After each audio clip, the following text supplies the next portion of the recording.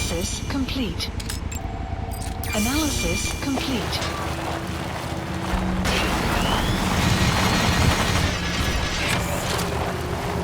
Locking mode. Driver disengaged. Analysis complete. Analysis complete. Analysis complete.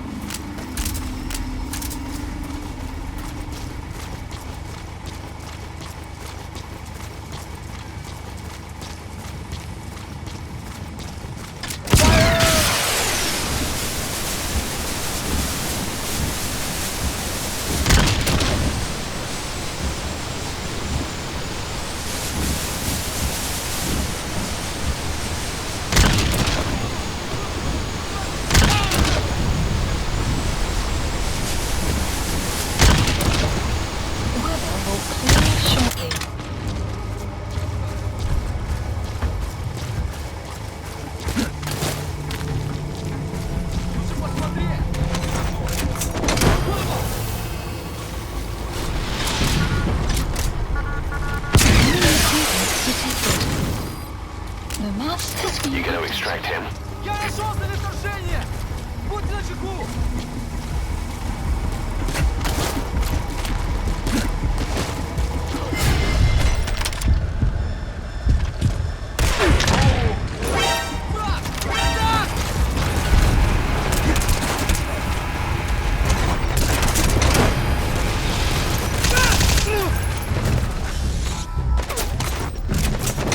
Subject on board. Leave the rest to us. Дайте защитный огонь! Я прикрываю!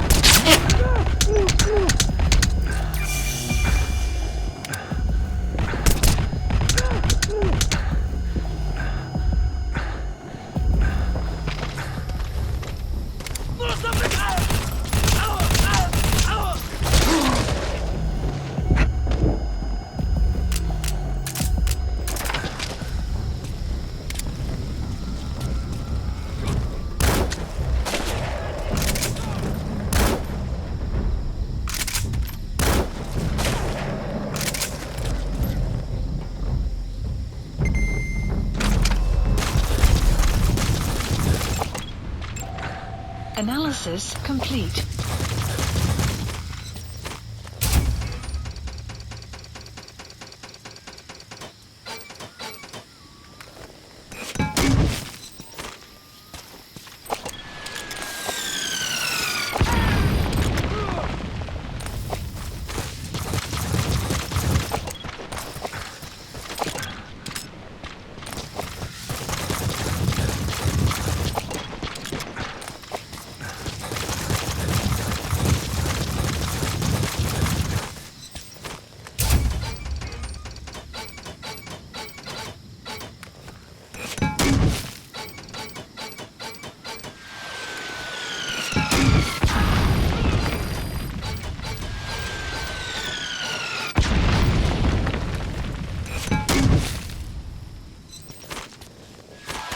Sun will set shortly.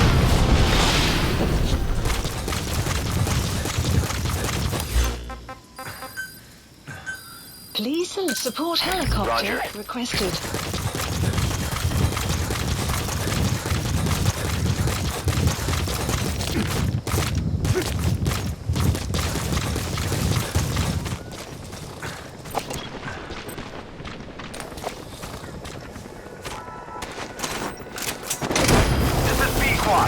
Arriving shortly at LZ.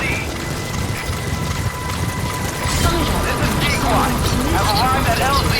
You gonna extract him? Extraction arrived at Mother Base.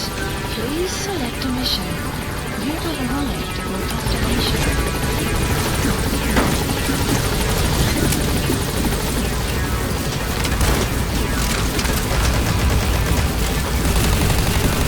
Gaining altitude.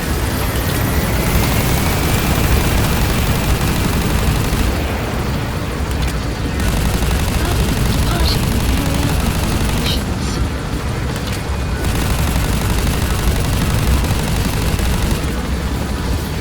Departing.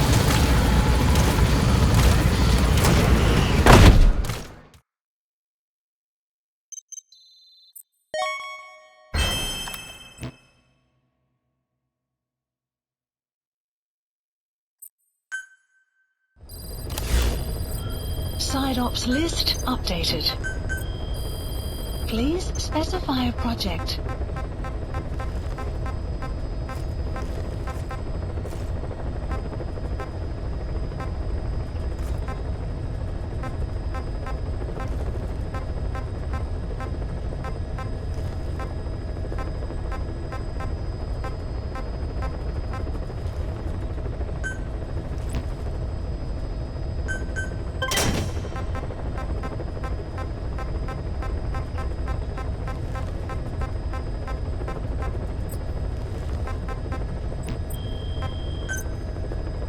Please specify a project.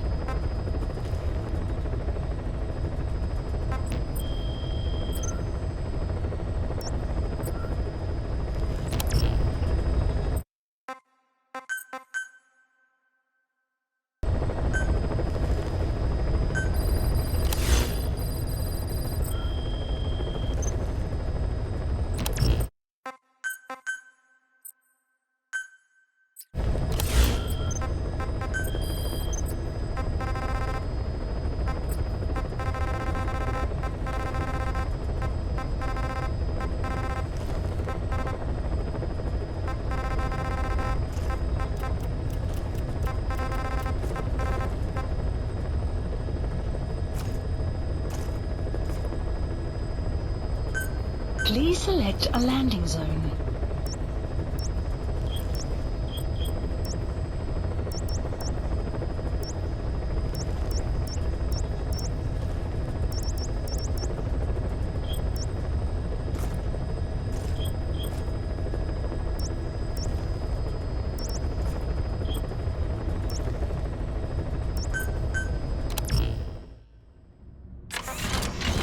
Default mode.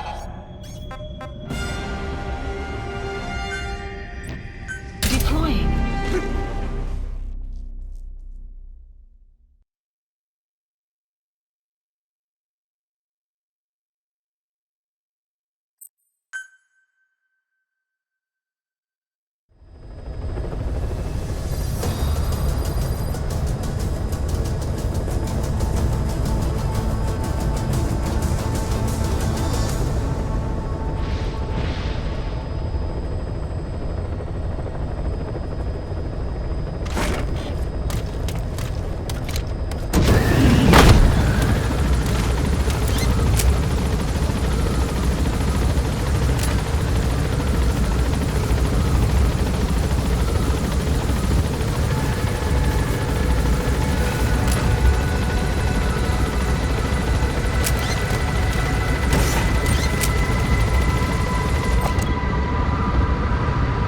Enemy presence detected. Map has been updated. Be careful down there, boss. Marker placed.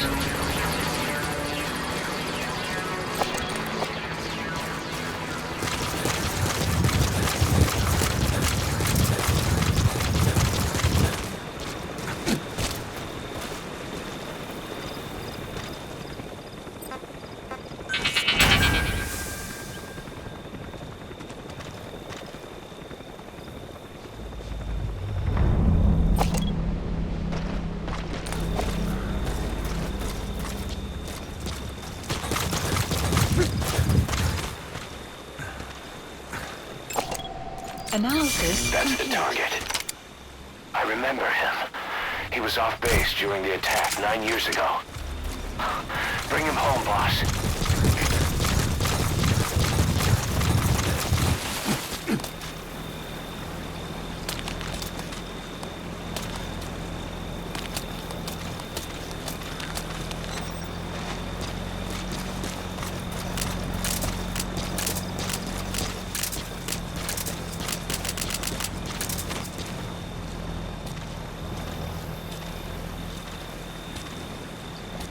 Side ops list updated.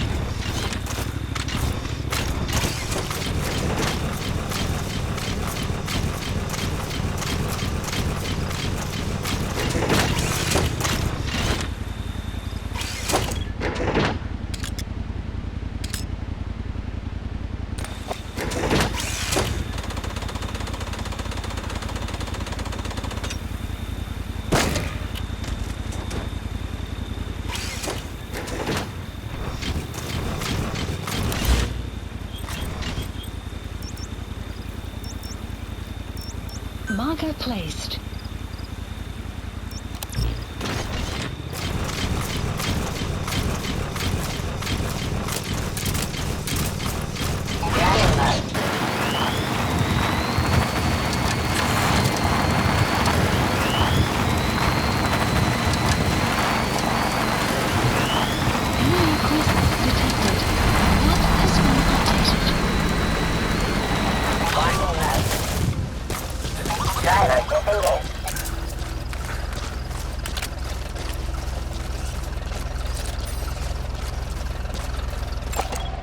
Analysis complete.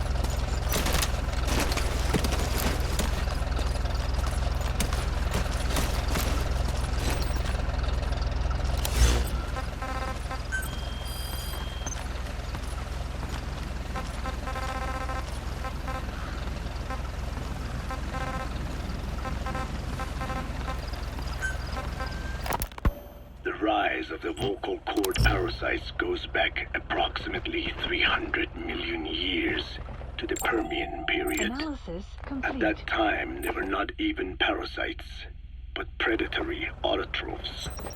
They are believed to have been the common ancestor to the Pentastomida and the Cyclops genus of copepods. However, Earth's environment underwent a violent change at the end of the Permian period. The cause is unclear, but evidence suggests that over 90% of the Earth's organisms at that time died out. The most pronounced threat to the protoparasites was the severe reduction in oxygen concentration. The result was cladogenesis, a splitting that gave birth to a new strain that could parasitize other organisms' respiratory apparatus. This survival tactic helped lower their oxygen consumption, and inhabiting the throat kept them securely in contact with inhaled air. The best survivors were those that parasitized the reptiles that flourished at the time. Entering the Triassic period, the reptiles evolved into dinosaurs, and the protoparasites shared in their success. Dinosaurs Subject on board. Leave the rest to us. air sacs to adapt to the low oxygen environment. These in particular helped the protoparasites thrive. But another trial awaited them. The end of the Triassic period saw another drastic change in the Earth's environment. He's coming too. Roger that.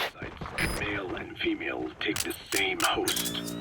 Many are, in fact, hermaphrodites. Originally, the vocal cord parasites were as well. But for any strain to ride out a severe environmental change, it must secure a steady pool of genetic diversity. Complete. Another Analysis split. complete. Now the newest strain procreated with mates found in other hosts. And in order to increase its encounters with those mates, the new strain utilized the voice of its host. They came to inhabit the host's vocal cords. This truly was the birth of the vocal cord parasite. The parasites developed the host's pharynx to form resonating chambers and used them to produce sophisticated mating calls. The relatively upright posture of the dinosaurs was important in this, because because the crooked L-shaped pharynx was more suited to the development. Subject on board. Leave the rest to us.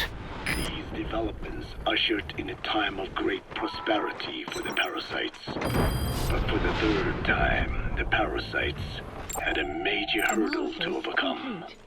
The meteorite impact at the end of the Cretaceous period, which spelled the end of the dinosaurs. With their hosts extinct, the vocal cord parasites had no option but to find a new habitat. Birds.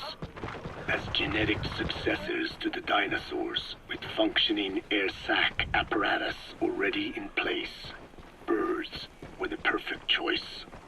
But the parasites could not survive in birds that flew at high altitudes with thinner air. So they parasitized ground-dwelling birds and altered their respiratory system for the sake of reproduction. They gave the birds the means to produce sophisticated sounds. The syrinx responsible for chirping. This is the proof that points to activation of Fox P2 in songbirds as well as humans. The Cenozoic era began with a rise in oxygen concentration, which helped mammals to evolve and increase in size. The parasites then shifted to humans as a more effective host. Humans' bipedal upright walking meant that our throats could support larger resonating chambers. At first, vocal cord parasites entered humans using birds as their intermediate host.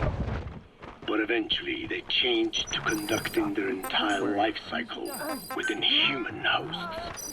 What happened next is as I have already described. People took the vocalizing prowess given them by the parasites and made it language. And once the parasites could no longer use it as their mating call, they died out. You gonna extract him? In other words, the parasites overcame all evolutionary hurdles except humanity. Skullface shared his opinion on this matter. He said the Ethnic Cleansers Project was sure to succeed. After all, the parasites had a grudge against us humans. To think we awoke them after such a long slumber, just so they could sate their thirst for vengeance. It is Subject on board. Leave the rest to us. unforgivable. And yet, it is what I have done. I learned of the vocal cord parasite's existence in literature belonging to the Foundation. It was little more than a theory.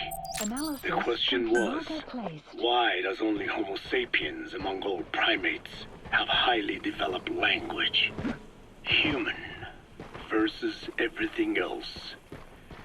The missing link between these was the mystery that gave rise to this theory.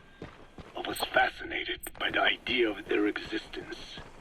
In the Dene creation myth, the Neyo Dene, who first inhabited the world, were insect-like creatures.